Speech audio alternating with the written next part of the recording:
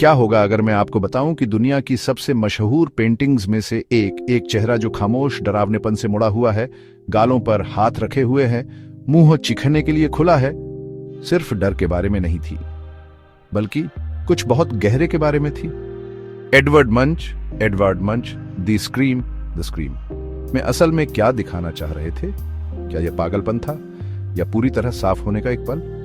Old topic में आपका फिर से स्वागत है, जहां भूली हुई कहानियां और पुराने रहस्य जिंदा हो जाते हैं। आज हम द स्क्रीम के पीछे की अजीब और परेशान कर देने वाली कहानी को उजागर करते हैं। एक पेंटिंग जो बनने के एक सदी से भी ज्यादा समय बाद भी दुनिया को डराती रहती है।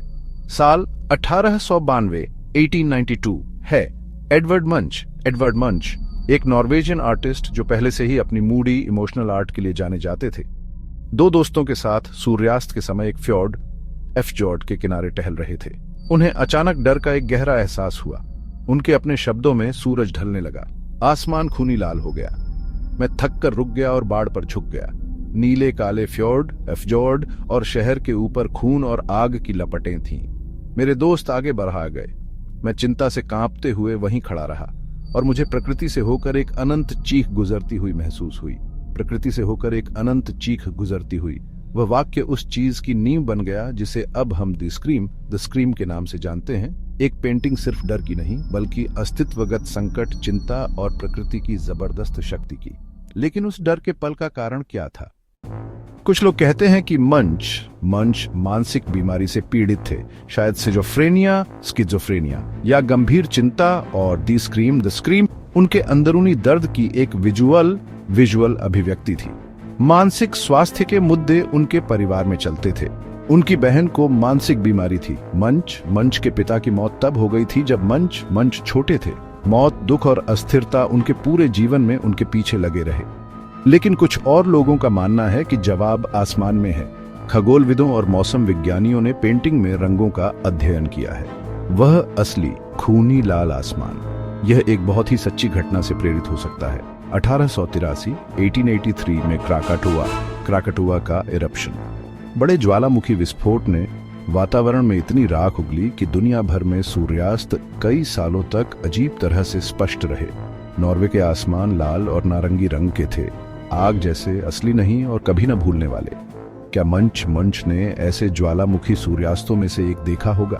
क्या वह प्रकृति की कच्ची शक्ति से बस अभिभूत था? और फिर आवाज है, उन्होंने प्रकृति से होकर एक चीख गुजरने का वर्णन किया। एक इंसानी आवाज नहीं, बल्कि दुनिया की ही चीख।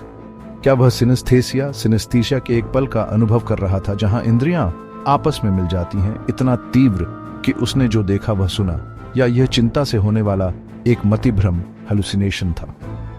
एक वैज्ञानिक थ्योरी भी है जो बताती है कि मंच ने शायद एक प्राकृतिक घटना सुनी होगी जिसे स्काईक्वेक कहा जाता है। एक तेज अनजानी आवाज जो वायुमंडलीय गड़बड़ी के कारण हो सकती है, इतनी तेज कि चौंका दे, फिर भी कोई साफ स्रोत नहीं।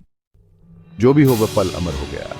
एडवर्ड मंच ने द स्क्रीम को कई बार पेंट किया।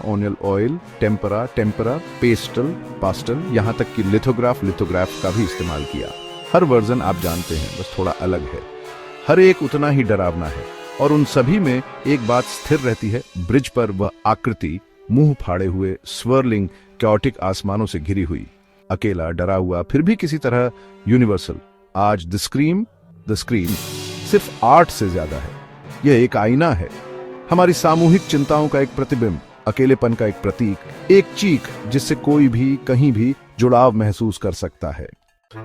लेकिन सवाल अभी भी बना हुआ है, क्या मंच पागलपन के एक पल को पेंट कर रहे थे, या उन्होंने कुछ गहरा कैप्चर किया, कुछ प्राइमल जो हम सभी में मौजूद है, वह चीखा जो कभी खत्म नहीं होती। ओल्ड टॉपिक देखने के लिए धन्यवाद, जहां अतीत अभी भी फुसफुसाता है, अगर आपको सुनना आता है।